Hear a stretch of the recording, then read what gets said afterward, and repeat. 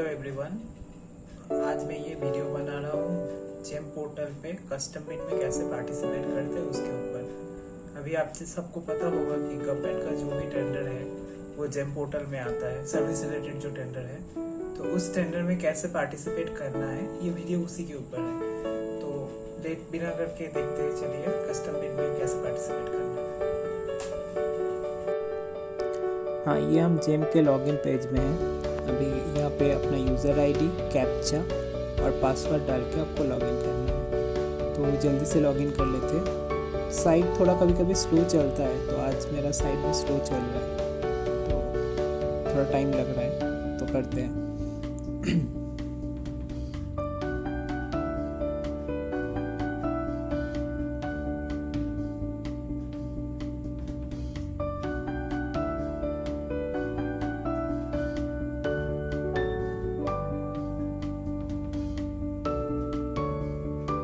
फिर अपना पासवर्ड डालिए यहाँ पे।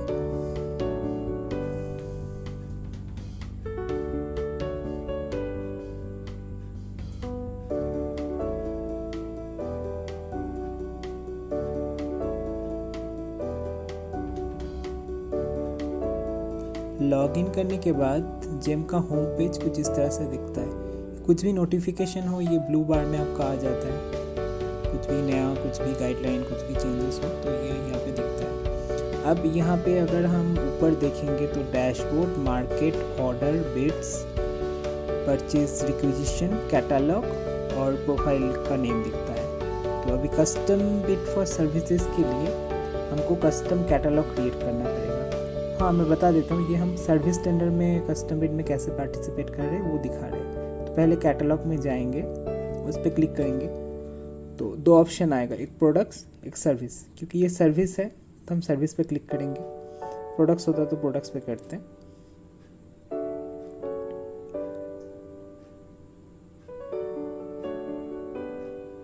अब दो ऑप्शन देखिए, ऐड न्यू ऑफरिंग और सर्च ऑफरिंग। ऐड करेंगे इसलिए ऐड न्यू ऑफरिंग्स।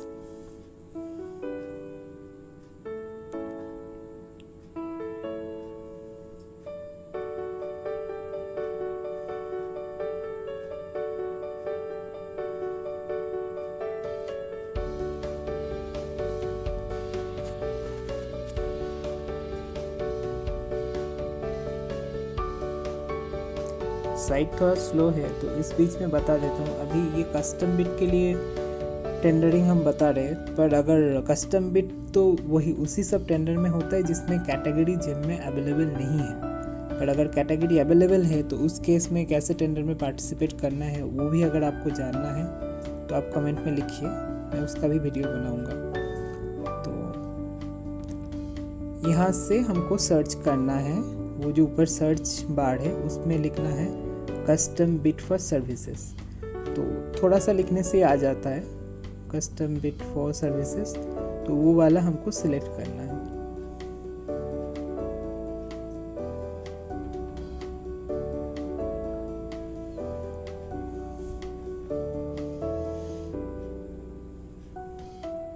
तो ऐसा एक पेज खुलेगा। अभी पहले में डिस्क्रिप्शन होगा, तो डिस्क्रिप्शन एक कॉमन सा होता है, इसमें कुछ जो बायर का रिक्विजिशन होता है उसके हिसाब से होता है।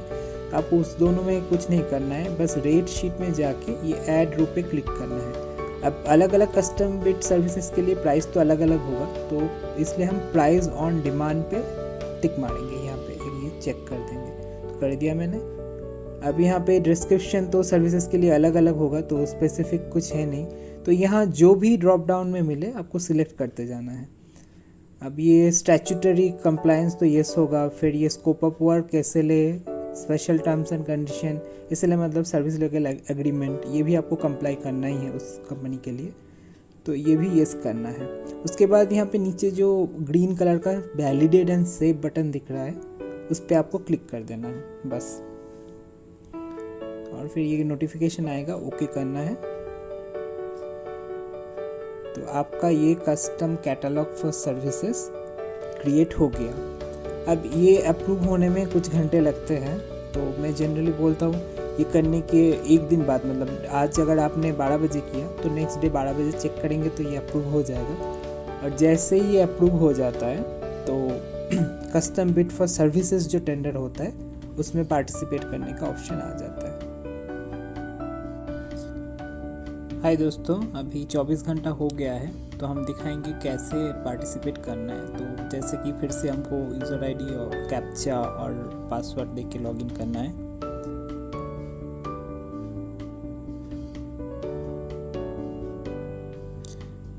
ये जेम पोर्टल का टेंडर में पार्टिसिपेट करने का एडवांटेज ये है कि इसमें कोई डीएससी नहीं लगता है, तो आपके कंप्यूटर पे अगर क्रोम है तो आप कहीं से भी पार्टिसिपेट कर सकते हैं। तो ये उस हिसाब से देखा जाए तो थोड़ा फ्लेक्सिबल है, तो कहीं से भी पार्टिसिपेट किया जा सकता है। अब यहाँ पे आपको बिट में जाके क्लिक करना है, फिर लिस्ट ऑफ बिट्स।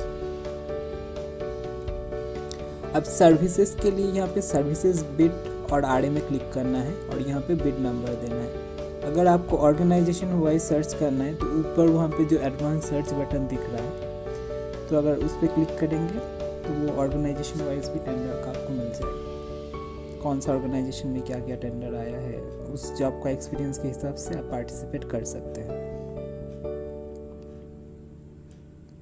सर्च करने से वो हमको जो टेंडर में पार्टिसिपेट करना था वो ऑप्शन आ गया। अब यहाँ पे जो ब्लू कलर का बिड नंबर लिखा हुआ है उस पर क्लिक करेंगे तो बिड डॉक्यूमेंट डाउनलोड हो जाता है। तो बिड डॉक्यूमेंट के नेक्स्ट पेज में सारा आपका scope of work, schedule update, SSC technical, special terms and conditions, सब कुछ आपको मिल जाएगा।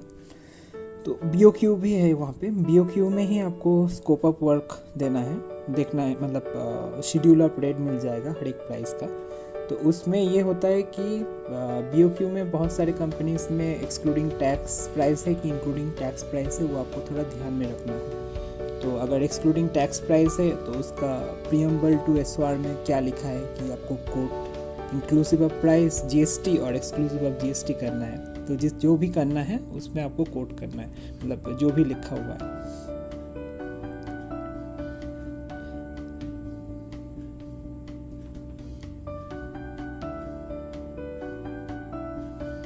ये एसओआर में प्राइस है, प्राइस एक्सक्लूडिंग जीएसटी है इस पे, और पीएफ, ईएसआई, ईडीएलआई भी एक पार्ट है जिस पे कोट आपको नहीं करना है। तो आपको सिर्फ सर्विस वैल्यू पे कोट करना है।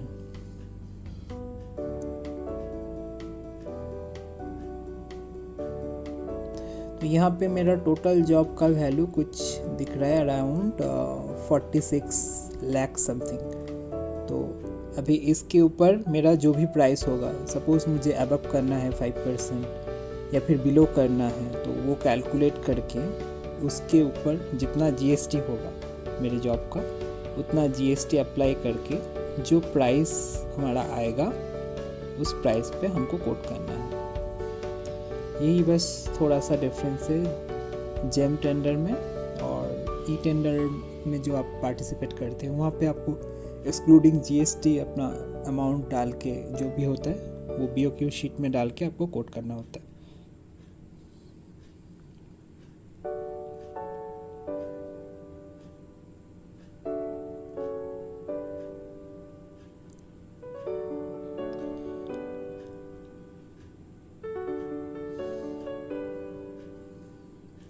तो ये एसओआर में, एसओआर आप ध्यान से थोड़ा देख लीजिए अच्छे से, इसमें जो भी है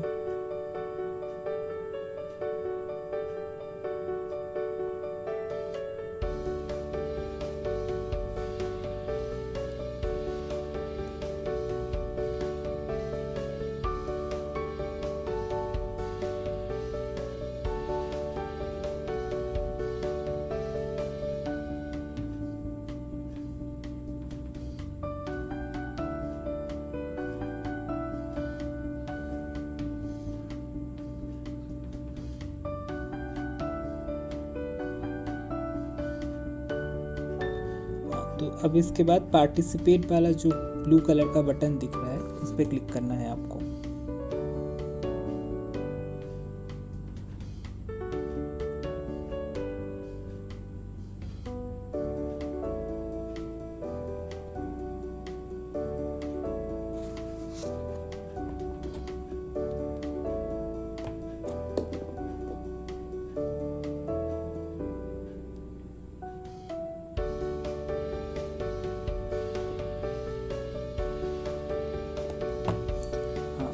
यहाँ पे वो सर्विस का नाम लिखा होगा, फिर नीचे एक पार्टिसिपेट बटन होगा, उस पर क्लिक करना है। इसमें सारा जो डॉक्यूमेंट्स है यहाँ पे भी आपको दिख जाएगा।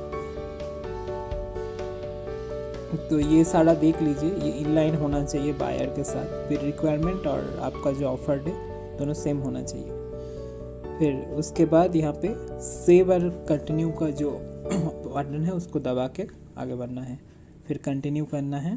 अब यहाँ पे जो मैं आपको प्राइस का बात बोल रहा था वो प्राइस डालना है इंक्लूसिव ऑफ ऑल टैक्सेस, देखिए लिखा हुआ है।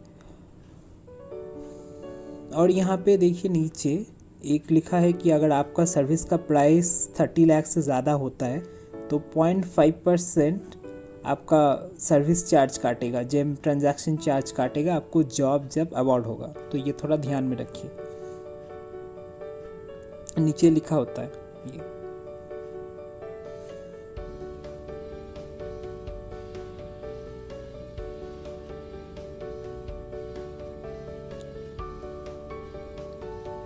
और एक बार फिर से मैं याद दिला दूँ, ये प्राइस आपका जो भी कोटेबल अमाउंट होगा, नॉन कोटेबल पार्ट पे नहीं, कोटेबल अमाउंट जो होगा उस पे आपका जो अमाउंट प्राइस होगा उस पे आपको जीएसटी ऐड करके यहाँ पे डालना है। तो अभी मेरा प्राइस सपोज एट पार्टी था तो मैंने एट पार्टी ही डाला इंक्लूडिंग जीएसटी। अब प्राइस चेंज कर सकते हैं और फिर एस्टिमेट प्राइस भी आपको यहाँ से दिख जाएगा। तो ये देखिए, ये मैंने ऐड पार कर दिया इसको। अब यहाँ पे एनक्रिप्ट और सेव करके ओके करना है। उसके बाद यहाँ पे आपको आपका जो बिड रेलेवेंट डॉक्यूमेंट है, मतलब जो स्टार साइन दिया हुआ है मैंडेटरी है, सिर्फ वही अपलोड करना है। एक्सपीरियंस क्राइटेरिया में आपका जो भी वर्क एक्सपीरियंस है, क्रेडेंशियल है, वो डालना है। अब बिडर्स टर्नओवर पे आपको अपना annual turnover, balance sheet, profit and loss statement, ये सब डालना है। सर्टिफिकेट इन एटीसी में जो मांगा है, पीएफ, फिर पैन, जीएसटी और आईटीआर, कुछ भी आपका कंपनी का सर्टिफिकेट ऑफ इनकॉर्पोरेशन, ये सब यहाँ पे डाल देना है। फिर एडिशनल सपोर्टिंग मतलब एडिशनल डॉक्यूमेंट 1, 2 में अगर आपको आपके बिड में कुछ भी एनेक्चर्स, अंडरटेकन कुछ भी मांगा है या कुछ भी जो आपको रेलेवेंट लगे बिड डॉक्यूमेंट के लिए, तो वो यहाँ पे अपलोड करना है। तो अभी सारा फिल करने की ज़रूरत नहीं है। तो आपका जो यहाँ पे मैंडेटरी है, जिसमें स्टार दिया हुआ है, उसके अगेंस्ट आपको एक डॉक्यूमेंट अपलोड करना है। तो इससे एक पॉकेट में आप मैक्सिमम 10 MB का फाइल डाल सकते हैं। तो उस हिसाब से अपना फाइल को कंप्रेस कर लीजिए और स्कैन कॉपी यहाँ पे अपलोड कीजिए।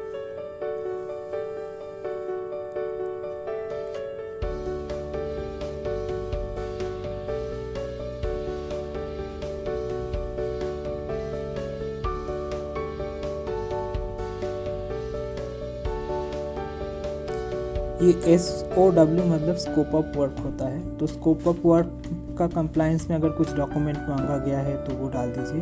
और अगर आपका मतलब इससे कम में ही सारा डॉक्यूमेंट हो जाता है तो उसमें आप इसमें ये कर दीजिए, मतलब कुछ रिपीट भी कर सकते हैं चाहे तो। और अगर आपको यहाँ पे MSC बिडर है आप, मतलब स्मॉल और माइक्रो एंटरप्राइज, तो इसमें भी किसी एक में आप डाल दीजिए कि we are small and micro enterprise का जो MSC सर्टिफिकेट होता है। अभी तो आजकल उद्यम सर्टिफिकेट आ गया है, तो ये उद्यम सर्टिफिकेट जो भी MSC डॉक्यूमेंट है आप अपलोड कर सकते हैं यहाँ पे।